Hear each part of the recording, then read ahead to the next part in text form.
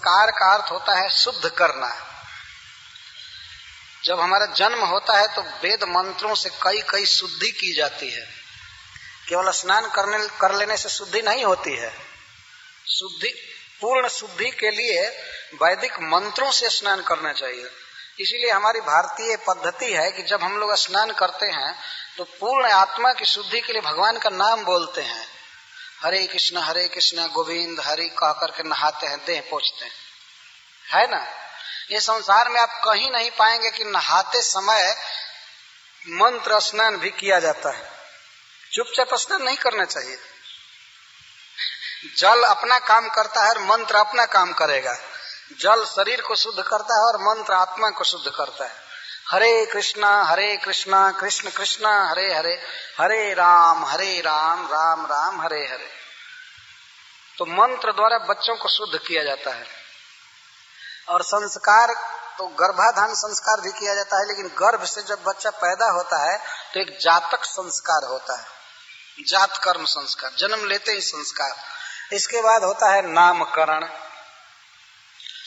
नाम देना एक संस्कार है और नाम हमेशा अच्छा होना चाहिए, अच्छा नाम होना चाहिए। नाम कभी नकल नहीं करनी चाहिए कि अंग्रेजों के नाम पर अपना नाम रखते हैं। आजकल के बच्चे कुछ ऐसा नाम पसंद कर रहे हैं।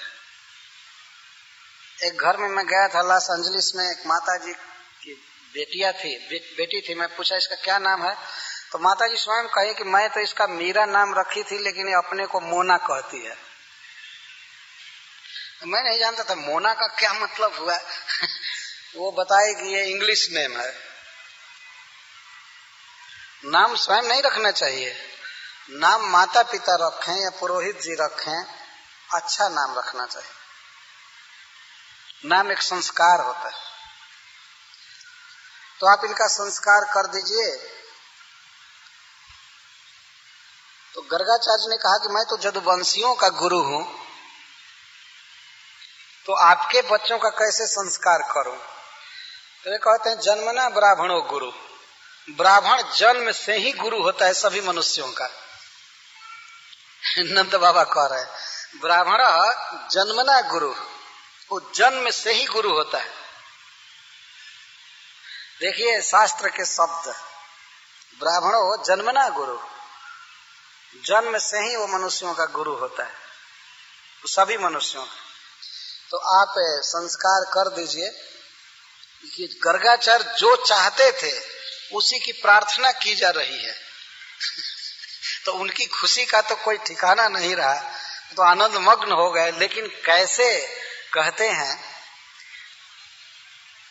नामकरण तो इनको करना ही है, लेकिन बाहर से प्रतिकार जैसा कर रहे हैं। कहते हैं कि सुनिए, गर्गवाच जदूनाम अहम आचार्य ख्यातश्च सर्वतः भुवि, ये भुवि सर्वदा, मैं जदुवंशियों के आचार्य के रूप में पूरे पृथ्वी पर विख्यात। मैं जदुवंशियों का आचार्य हूं, गोपों का नहीं। सब बंटा रहता है कौन किसका आचार्य है, कौन किसका जजमान है। तो कहता मैं जदुवंशियों का आचार्य।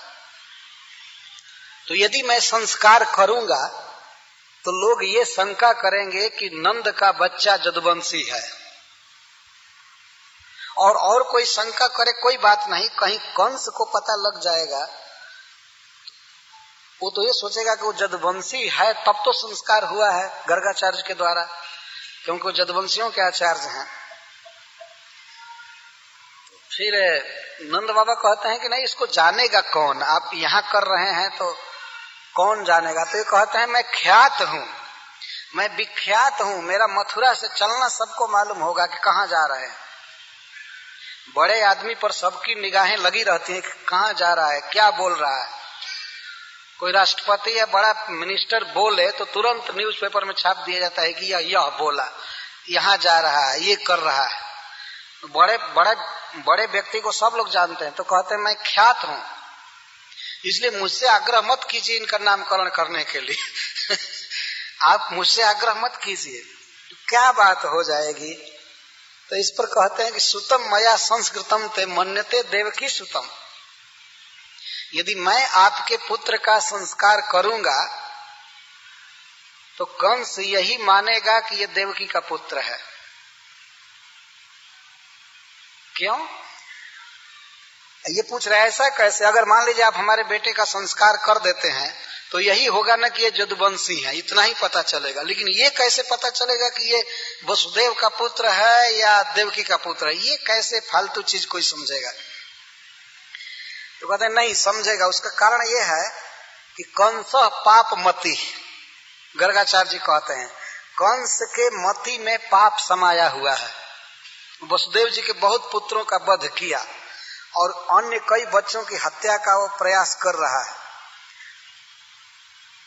कंस के मन में पाप है और आपकी मित्रता है वसुदेव जी से, तो वसुदेव जी के संबंधियों के पुत्रों को वो मार रहा है। तो यदि मैं आपके बच्चे का नामकरण करता हूं तो कंस को ये डाउट होगा कि ये वसुदेव का पुत्र है। तो नंद बाबा ने कहा कि ये कैसे आप बोल रहे हैं, ऐसा कैसे डाउट हो सकता है? तो वो कह रहे डाउट इस तरह से हो सकता है कि देवकी की पुत्री जो योग माया थी उसने उसके वचनों से कंस को पूरा विश्वास हो गया है कि देवकी का 8वां गर्भ स्त्री नहीं हो सकती है। कंस इस निर्णय पर पहुंच गया है कि देवकी का 8वां गर्भ कभी स्त्री नहीं हो सकती है, उसे पुत्र ही होना है। तो इस तरह से वो संबंध मिला लेगा। जब ही सुनेगा कि गर्गाचार्य नाम रखे हैं तो उसका डाउट और बढ़ जाएगा, उसका संशय बढ़ जाएगा और कहीं यह संशय बढ़ करके इस आशय पर पहुंच गया कि वही देवकी का पुत्र है और इस शंका में आकर के यदि बच्चे की वो हत्या किया तो ये तो बहुत भारी अनर्थ हो जाएगा। इसलिए आप ऐसा आग्रह न करें आप ऐसा आग्रह न करें। गर्गाचार्य नामकरण करना चाहते थे लेकिन चाहते थे एकांत में कि नंद बाबा के अलावा और कोई न जाने, ये चाहते थे। इसीलिए सब नाटक कर रहे हैं कि नहीं नहीं मुझे नामकरण मत करने को कहिए, ऐसा हो जाएगा ये हो जाएगा, कंस को शंका हो जाएगी। या नंद बाबा को भी पता नहीं लगने देना है कि ये वसुदेव जी का पुत्र है, दोनों ओर से उनको संभालना है। तो नंद बाबा कहते हैं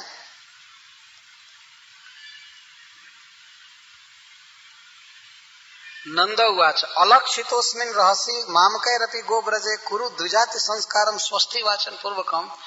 तो गुरु महाराज एक काम कीजिए, गौएं सब चली गई हैं वन में, जो खीड़क है गौओं का स्थान है वो खाली है, कोई गोप यहाँ नहीं है और स्त्रियां सब भीतर घर में है।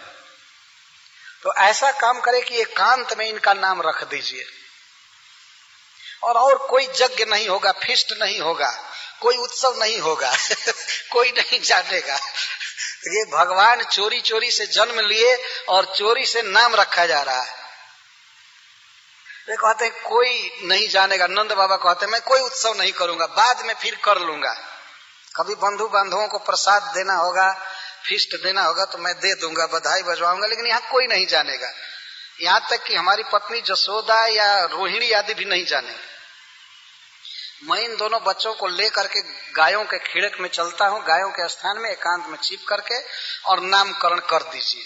ऐसा अवसर फिर नहीं आएगा, इतना दुर्लभ अवसर। इसके द्वारा यह सिद्ध होता है कि दीक्षा में देश काल का कोई बहुत महत्व नहीं होता है, महत्व गुरु का होता है। यदि योग्य व्यक्ति है तो वह दे सकता है दीक्षा, नाम दे सकता है। कृष्ण का नामकरण हुआ, उनकी दीक्षा हुई तो कोई उत्सव नहीं हुआ, कोई फायर सैक्रिफाइस आदि कुछ नहीं हुआ यज्ञ नहीं हुआ। किसी को पता, ब्रजवासियों को भी पता नहीं लगा कि इन दोनों बच्चों का नाम रख दिया गया है। नंद बाबा स्वयं ही कहने लगे कि इनका ये नाम है। वो तो सुने थे गर्गाचार्य से, सुनेंगे अभी नामकरण होगा, लेकिन वो कभी नहीं बताए थे कि गर्गाचार्य जिनका नाम रखे हैं। एकांत में चोरी से छिप करके नामकरण हुआ इस चोर का। तो कहे एकांत में नाम रख दीजिए, केवल स्वस्ति वाचन कर दीजिए, स्वस्ति वाचन पूर्वकम, कल वेद का मंत्र पढ़ दीजिए, मंत्र पढ़ना बहुत जरूरी है, वही मुख्य काम है। तो मंत्र पढ़ दीजिए, बाकी और यज्ञ नहीं होगा, फिष्ट नहीं होगा, कुछ नहीं होगा, कोई नहीं जानेगा, आप कर दीजिए। तो इतना सुन करके बहुत प्रसन्न हुए गर्गाचार्य। जिस काम के लिए गए थे उसका आग्रह किया जा रहा है, तो इससे बढ़कर आनंद की क्या बात होगी। वो आग्रह कर रहे थे, तो उन्होंने कहा अच्छा ठीक है। फिर नामकरण करने लगे। नामकरण करने में सबसे पहले वो श्री बलराम को अपनी गोद में लिए, ये दोनों बच्चों को अपनी गोद में लिए गर्गाचार्य, एक को बाएं साइड में, एक को दाहिने साइड में। और नाम रखने में कहते हैं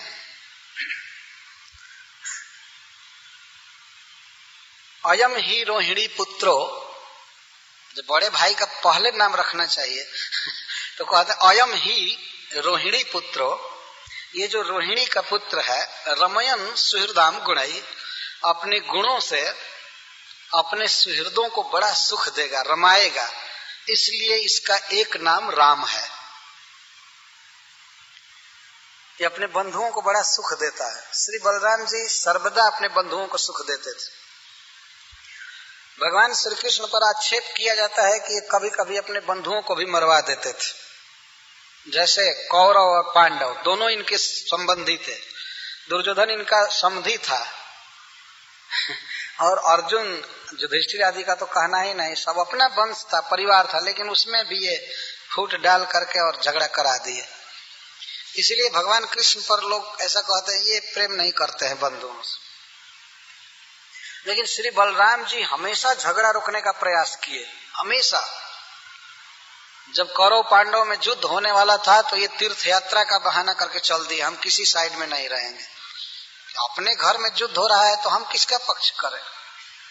तो वे चल दिए, भगवान से कहे तुमको जो कराना हो कराओ, हम तो किसी साइड में नहीं रहे, हम किसी पक्ष में नहीं रहे। बहुत बहुत प्रेम करते थे। सांब को एक बार कौरव कैद कर लिए थे तो गए थे कॉम्प्रोमाइज कराने के लिए। इनमें बहुत गुण था, अपने सुहृदों को रमाते थे, सुख देते थे, इसीलिए इनका नाम है राम। गर्गाचार्य यह नहीं कह रहे हैं कि इसका नाम राम होगा, इसका नाम राम है। ये वर्तमान क्रिया, प्रेजेंट क्रिया का प्रयोग कर रहे हैं। जैसे भगवान प्रकट होते हैं किसी माँ के गर्भ से, उसी तरह से भगवान का नाम किसी भक्त के जिह्वा से अवतार लेता है। भगवान का नाम रखा नहीं जाता है, हम लोगों का नाम रखा हुआ है, पहले नाम नहीं था। पहले तो केवल बेबी या चाइल्ड कहा जाता रहा हो, अब बाद में नाम होता है, गुणवाचक नाम होता है, इंजीनियर, डॉक्टर, या ये गुणवाचक नाम। और कुछ नाम दिया जाता है संबंधवाचक या वंशवाचक, जैसे पटेल या सिंह, भेड़ा, कुछ भी जो भी हो, ये नाम दिया जाता है। बाद में सब नाम दिया जाता है। हमारा नाम वो नित्य नहीं है, क्योंकि स्वरूप ही नित्य नहीं है, ये शरीर नित्य नहीं रहता है। लेकिन भगवान का स्वरूप, उनका शरीर नित्य है, इसलिए उनका नाम आदि सब नित्य है, केवल भक्तों के मुख से प्रकट होता है। तो श्री बलराम जी का नाम राम रखा गया। अच्छा, दूसरा नाम रखे आख्यासते राम इति, जब अपने बंधुओं को रमाएगा, सुख देगा, तो इसका नाम राम है। और बलाधिक्यात बलम विदुः, विदुः शब्द देखिए, ये कह रहे हैं, जानते हैं, विद्वान लोग जानते हैं कि अधिक बल के कारण इसका नाम बल है, विदुः, ऐसा जानते हैं। कौन जानते हैं? जानकार लोग जानते हैं, अभिज्ञ लोग जानते हैं कि इसका नाम बल है। और जदुना म पृथक भावात संकर्षणम संतुत, ये नंद वंश में और वसुदेव जी के वंश में भेद नहीं करेगा, सबको मिला करके रखेगा, खींच करके, कर्षण करके, इसीलिए इसका नाम संकर्षण है। तो 3 नाम दिया गया श्री बलराम का, राम, बल और संकर्षण। अब कृष्ण का नाम दे रहे हैं। कृष्ण नाम इन्हीं का दिया हुआ है। इस नामकरण में बहुत बड़ा रहस्य है, आप सावधानी से सुनेंगे। आसन वर्णास्त्रयो ह्यस्य अस्य, ये जो सांवला बच्चा है इसके 3 वर्ण हैं, ऐसा वर्णन कर रहे हैं। इसके 3 वर्ण हैं। गृहतोनु जुगम तनु, अनुजुगम, प्रत्येक युग में यह शरीर प्रकट करता है। प्रत्येक युग का मतलब यहाँ सत्ययुग, त्रेता, द्वापर और कली, ये 4 युग हैं और चारों युगों में ये शरीर प्रकट करता है। और इसके 3 वर्ण हैं, ये 3 वर्ण से प्रकट होता है 3 युगों में, शुक्ल, रक्त तथा पीत। इदानीम कृष्णताम गतः, इदानी मतलब द्वापरे, द्वापर में यह कृष्णता को प्राप्त है, कृष्ण वर्ण का है, इसीलिए इसका नाम है कृष्ण, ये नाम दिया उन्होंने इदानीम द्वापरे। तो अब 3 युगों में इसके वर्ण को मिलाकर देखिए, शुक्ल में, सतयुग में शुक्ल वर्ण, क्योंकि यहाँ कह रहे हैं आसन वर्णास्त्रयो यस्य गृहतोनु जुगम तनु, शुक्लो रक्त तथा पीत, ये 3 युग में बता रहे हैं। और द्वापर में श्याम, तो 3 युग का मिलाइए, सतयुग में शुक्ल वर्ण, त्रेता में रक्त वर्ण और कलयुग में पीत वर्ण, द्वापर में श्याम वर्ण। तो यही पीत वर्ण भगवान श्री चैतन्य महाप्रभु हैं। भागवत प्रमाण है इसका, जिनको गौरांग कहते हैं, गौर हरि, वे साक्षात भगवान कृष्ण के अवतार हैं, स्वयं भगवान श्री कृष्ण। यहाँ नामकरण में गर्गाचार्य जिस बात का संकेत कर रहे हैं कि यह बच्चा प्रत्येक युग में प्रकट होता है। नंद बाबा इतना सुन करके भी ये नहीं समझ पाए कि ये भगवान है और गर्गाचार्य जी के मुख से कृष्ण की महिमा प्रकट हो रही है। यह प्रत्येक युग में शरीर ग्रहण करता है, शुक्ल, रक्त तथा पीत। इदानीम मतलब द्वापरे कृष्णताम गतः, इस समय श्यामता को प्राप्त है, इसलिए इसका नाम है कृष्ण। कृष्ण नाम यह सुनो गर्गते कान कान कई बोला। ये ब्रजवासी लोग ये नाम सुने गर्गाचार्य से बाद में ये कृष्ण नाम रखे हैं, लेकिन वे लोग इनको कन्हैया कन्हैया कहते हैं, कृष्ण को नहीं कहते हैं। ब्रजवासी लोग कान या कनुआ या कन्हैया कहते हैं। एक भक्त हो गए हैं नागरी दास, वो कहते हैं कि ब्रजवासी लोग भगवान के नाम को सुधार कर बोलते हैं वे अपनी इच्छा से बदल देते हैं, कुछ भी कहते हैं, माखन चोर, कन्हैया, इस तरह का शब्द बोलते हैं और भगवान को बड़ा प्रिय लगता है। तो यहाँ पर आप स्पष्ट देख रहे हैं कि भगवान श्री चैतन्य महाप्रभु का उल्लेख है, प्रकट उल्लेख। यहाँ पीत शब्द जो दिया गया है वो चैतन्य महाप्रभु के लिए, एक जगह नहीं, भागवत में और भी जगह चैतन्य महाप्रभु का वर्णन है, महाभारत में वर्णन है, उपनिषदों में वर्णन है, वेदों में वर्णन है, सब जगह चैतन्य महाप्रभु का हिंट दिया गया है। जो चैतन्य महाप्रभु छिपा हुआ अवतार है, छन्न अवतार है, इसीलिए उनका वर्णन भी छिपा कर किया गया है। ये शैली है आचार्यों की, जब भगवान छिप कर आए हैं तो हम भी छिप कर वर्णन करेंगे, लेकिन उनके भक्तों ने उनको पहचान लिया। सार्वभौम भट्टाचार्य पहचान लिया, द्वैताचार्य पहचान लिए, नित्यानंद प्रभु पहचान लिए, रूप गोस्वामी पहचान लिए, भक्तों के सामने वो क्या छिप कर रह सकते हैं, वे सब पहचान लिए उनको। लेकिन छन्न भगवान का शास्त्रों में छन्न वर्णन है, छिपा करके वर्णन है, उसे अभिज्ञ लोग समझते हैं, गर्गाचार्य जानते हैं। अब देखिए प्रकट नंद बाबा को धोखा देना किस तरह से बोलते हैं।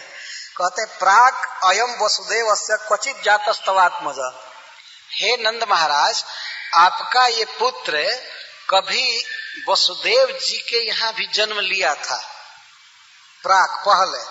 और इस प्राक का अर्थ नंद बाबा समझ रहे हैं किसी और जन्म में ये उनका बेटा रहा होगा। ये तो अच्छा है कि ये बेटा हम दोनों भाइयों का पुत्र बना है, पूर्व जन्म में उनका बेटा था, इस जन्म में मेरा बेटा बना हुआ। लेकिन गर्गाचार्य जी के कहने का से प्राक से तात्पर्य था कि अभी 100 दिन पहले ये वसुदेव जी के यहाँ जन्म लिया ये देखिए शैली बात, यदि कहना पड़े और हम ये चाहते हैं कि सामने वाला कुछ दूसरा समझे, तो उसको ऐसे बोलना चाहिए जिसका दो अर्थ हो। यहाँ प्राक शब्द है, प्राक का अर्थ पूर्व जन्म और प्राक का अर्थ पहले, आज से पहले।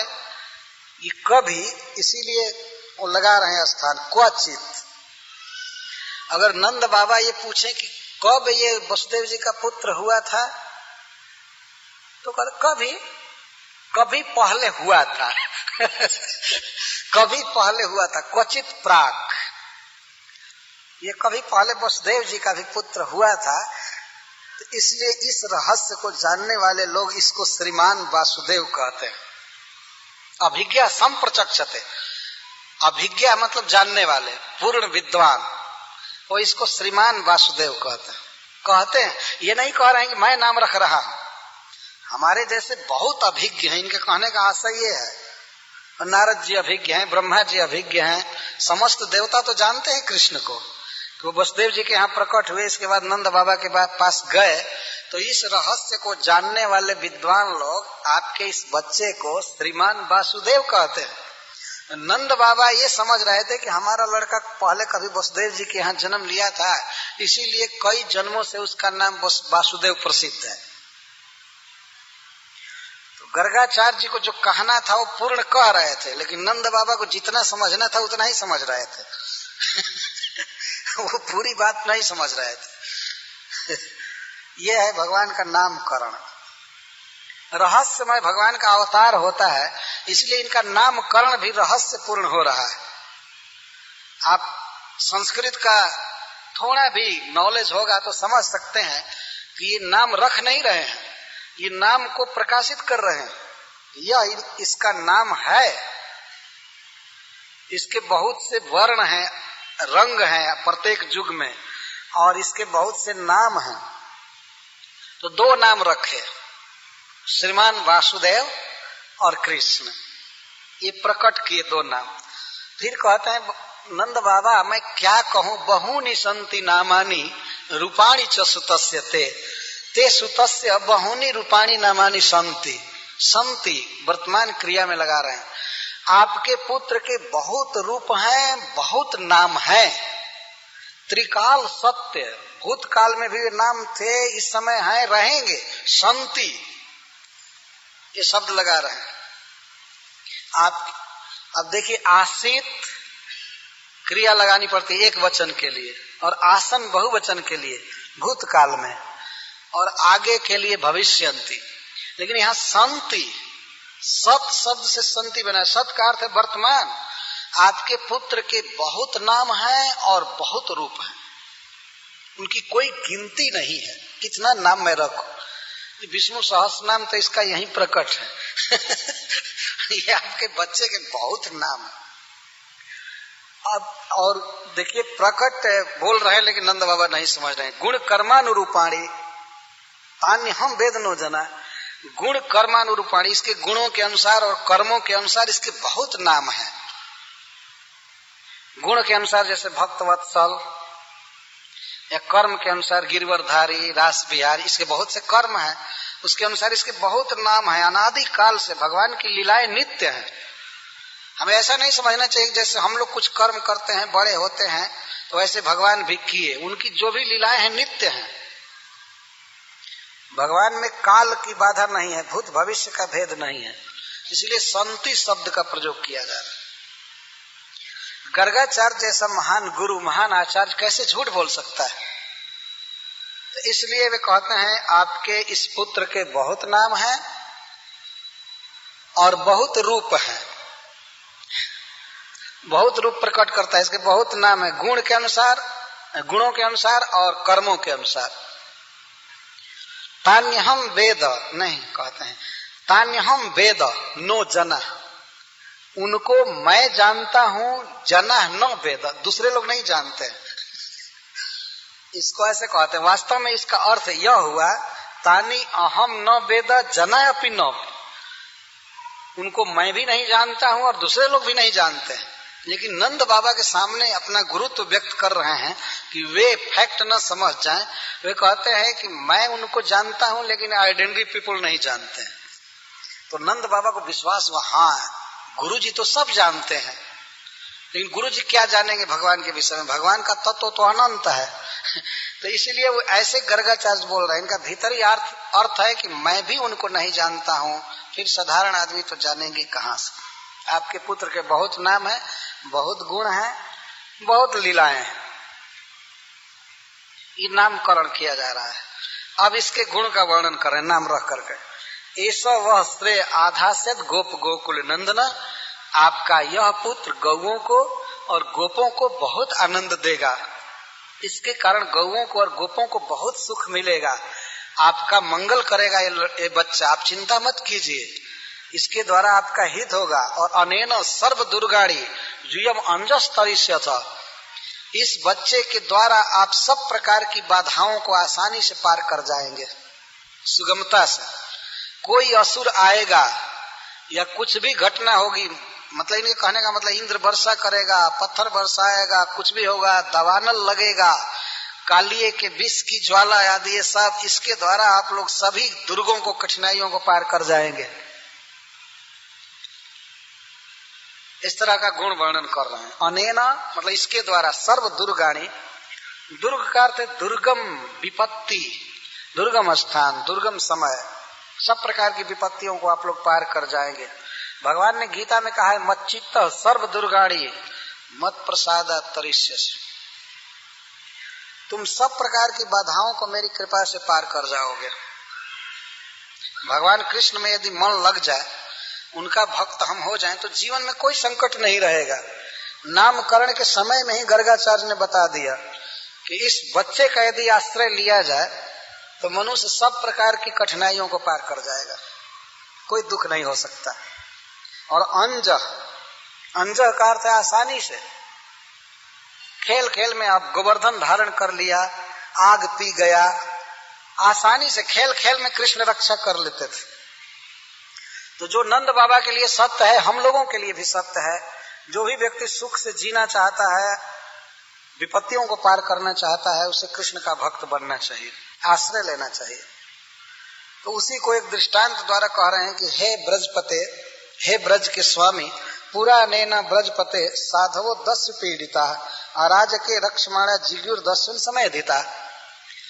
पहले जमाने की बात है, साधुओं को दस्यु सता रहे थे, सज्जनों को दस्यु लोग सता रहे थे, लेकिन इस बच्चे ने रक्षा किया था।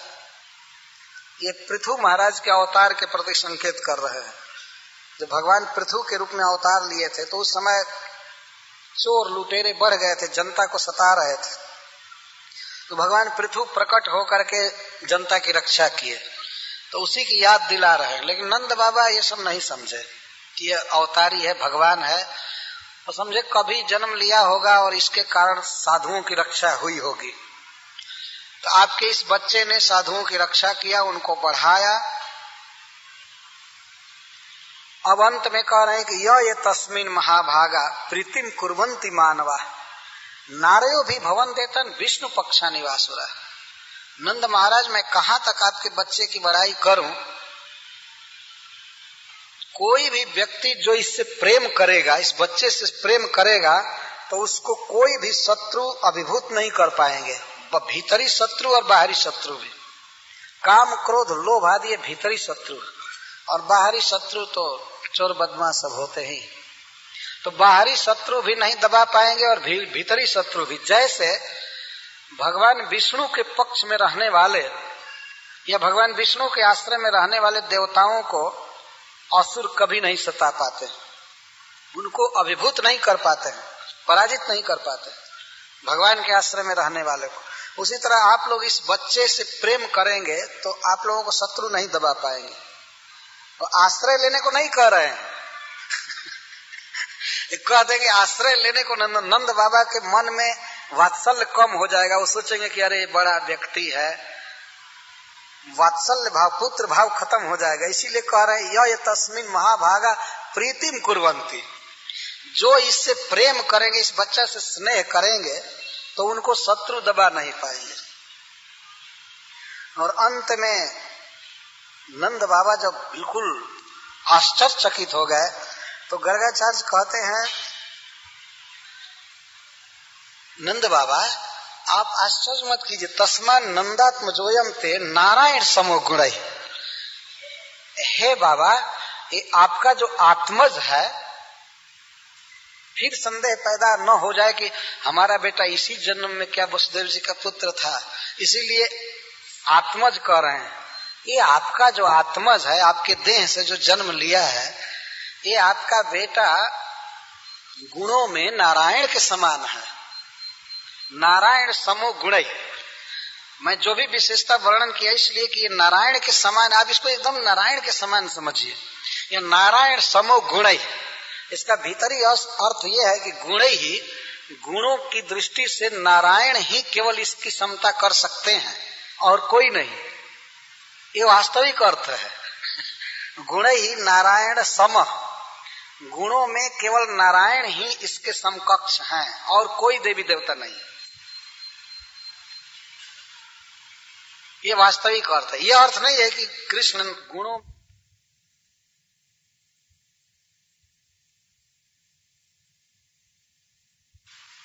गोपाय स्व समाहित, आप इस बच्चे की रक्षा कीजिए समाहित होकर के, इसको बचा करके रखिए। एक बार कहते हैं कि इसकी कृपा से सारी विपत्तियों को पार कर जाएंगे, और दूसरे तरफ कहते हैं इसको बचा करके रखिए। इसको बचा करके रखिए, इसकी रक्षा कीजिए। गोपाय स्व, छिपा करके रखिए, बचा करके रखिए, जिसे नंद बाबा को कोई शक न होने पावे कि ये भगवान है। एक बार कह देना कि नारायण के समान है, ये कम बात नहीं है। इस संसार में किसी आदमी को आप कह दीजिए कि नारायण के समान है, तो उसी दिन आप पाखंडी हो जाएंगे। किसी को भी नारायण के समान नहीं कहना चाहिए। कोई भगवान नहीं है, लेकिन कृष्ण को कहा जा रहा है, तो उसका रहस्य है, क्योंकि वो मूल नारायण है, तो स्वयं भगवान है। तो श्री में, कीर्ति में और प्रभाव में भगवान नारायण कृष्ण के समान हैं। ये नारायण और कृष्ण दोनों एक ही हैं। तो गर्गाचार्य अपने वाणी की सुरक्षा के साथ साथ फर्स्ट क्लास का नाम रखे कि भगवान के गुणों का वर्णन भी हो गया और नंद बाबा भ्रम में भी रह गए। उनको जो मानते थे वही मानते रह गए। अंत में कह दिए कि इस बच्चे की रक्षा कीजिए, पालन पोषण कीजिए। इतना कह करके गर्गाचार्य जी मथुरा लौट आए। तब नंद बाबा बहुत प्रसन्न हो गए। वो यही मानने लगे कि हमारे जीवन में जो कुछ पाना चाहिए था, मैं पूर्ण हूं। इतना अच्छा पुत्र मिला है तो मैं पूर्ण हूं, पूर्णम आशीषा। उनके मन में कभी खेद नहीं होता था कि हमको ये नहीं मिला, ये नहीं हुआ, वो नहीं हुआ। कृष्ण को पा करके वो पूर्ण थे, पूर्ण संतुष्ट थे। तो इस प्रकार ये भगवान का नामकरण हो रहा है। तो काल तो अपनी गति से बढ़ रहा है। तो मैं यहीं पर समाप्त करता हूँ। कल भगवान की बाल लीलाओं का वर्णन करूंगा। हरे कृष्ण।